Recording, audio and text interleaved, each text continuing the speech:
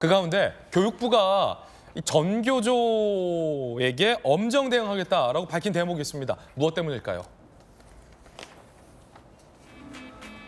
전교조가 서울 교사 7만여 명에게 후쿠시마 오염수 해양 투기 막기 위한 서명운동 홈페이지 주소를 기재해서 전교조가 아닌 교사에게도 서명 받아와라 라는 독려 메일을 발송한 사실을 교육부가 문제 삼았습니다. 교원 메일 정보를 이용해서 불특정 다수에게 발송했다. 개인정보보호법 위반 혐의로 전교조 수사 의뢰 방침이라고 합니다. 이를 두고 교육부와 전교조의 논쟁도 거센데요. 교육부는 전교조 서울지부가 정치활동 금지 규정을 위반했다. 전교조는 특정 정당 지지 반대나 정부 퇴진 요구한 게 아닌데 왜 정치활동이냐라고 반발하는 입장입니다. 정혁진 변호사님 어떻게 보십니까? 일단은 첫 번째는 이제 개인정보보호법이 좀 문제가 될 수 있을 것 같아요. 개인정보를 마음대로 무단으로 사용한 거니까.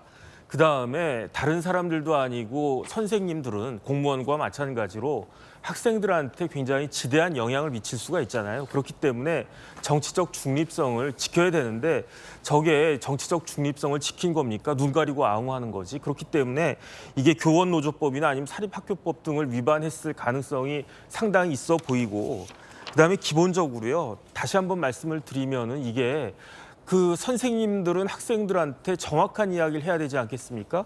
그래서 제가 오염수 하길래 그냥 오염된 물인가 보다 했는데 과연 그게 구체적으로 어떤 건가를 정의를 한번 찾아봤어요. 후쿠시마 오염수가 어떤 거냐면은 원전 사고로 녹아내린 핵 연료를 냉각시키기 위해서 냉각수를 투입했거든요. 그 냉각수하고 이제 균열이 있으니까 그 지하수가 유입이 됐단 말이에요. 이런 것들을 다핵종 제거 설비 알프스라고 하는데 이걸 통해 가지고 처리한 그 물을 오염수라고 하니까 정확하게 이야기하면 제가 봤을 때 이재명 대표가 말씀하신 핵폐수라기보다는 오히려 오염 처리수란 말이 더 어쨌든 처리한 물이니까 그게 맞는 것 같고요.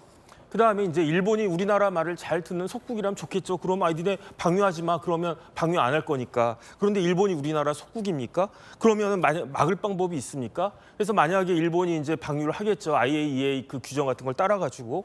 그러면 우리나라가 뭐 일본에다 대고 후쿠시마에 대고 미사일을 쏘겠습니까? 경제 제재를 하겠습니까? 일단 무엇보다도 사실 명분이 없어요. 왜냐하면 이 그 오염 처리수가 문제가 된다라고 하면 뭐가 더 문제가 될 수밖에 없었냐면 이게 동일본 대지진이 2011년 3월 달에 있었단 말이에요. 그때 이제 그 원전 사고가 나가지고 그때 그야말로 생 핵폐기수가 바다의 태평양으로 엄청나게 쏟아져 나갔잖아요. 근데 그걸로 인해 가지고 우리나라에 어떤 피해가 있었다는 이야기를 지난 10년 동안에 제가 들어본 적이 없어요. 그러니까 일본에서는 그걸 방류한다고 해도 왜 우리나라가 피해도 별로 없는 거의 없는데 있다라고 보고도 되지 않는 나라가 왜 거기에 대해서 그 감나라 배나라 이렇게 이야기를 하면 우리나라만 이상하게 되는 거 아닌가? 일단 그런 생각이 들고요.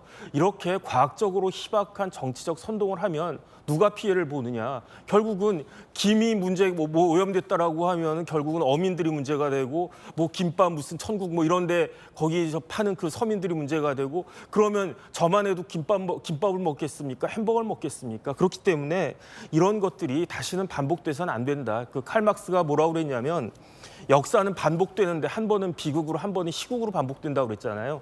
우리나라에선 지난번에 그 광우병 사태 같은 그러한 역사가 다시는 되풀이돼서는 안 되겠다라는 생각이 듭니다. 예.